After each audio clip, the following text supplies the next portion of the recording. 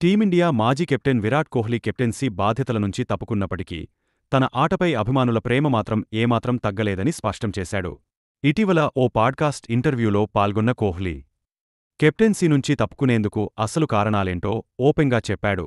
అంతర్జాతీయ క్రికెట్తో పాటు ఐపీఎల్లోనూ తాను అనుభవించిన ఒత్తిడి, ఎప్పటికప్పుడు తాను ఎదుర్కొన్న అంచనాలు, తనపై వచ్చిన విమర్శల నేపథ్యంలో తాను ఆ నిర్ణయం తీసుకున్నానని వివరించాడు.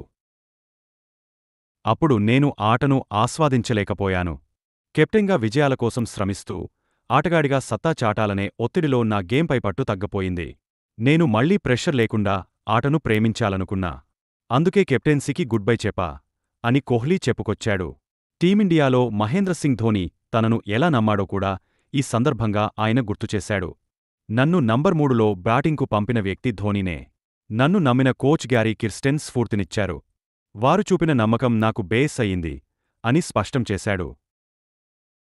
ఐపీఎల్లో రాయల్ ఛాలెంజర్స్ బెంగళూరు జట్టుతో తనకు ఉన్న అనుబంధాన్ని గుర్తుచేసిన కోహ్లీ 2016 నుంచి 2019 మధ్యకాలంలో కొన్ని ఇతర జట్లు నన్ను సంప్రదించాయి.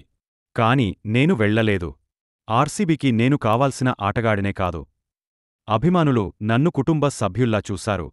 ఆ ప్రేమే నాకు ట్రోఫీల కన్నా ఎక్కువ అంటూ కోహ్లీ భావోద్వేగంతో చెప్పారు. తాను ఎప్పటికీ విమర్శల కన్నా అభిమానుల ప్రేమను ఎక్కువగా గుర్తుపెట్టుకుంటానని, తాను దూకుడుగా ఆడినా, కిందపడినా తన వెనుక నిలిచిన వారే అభిమానులని విరాట్ కోహ్లీ చివరలో ఎమోషనల్గా క్లారిటీ ఇచ్చాడు. నా ఆటే నాకు గుర్తింపు.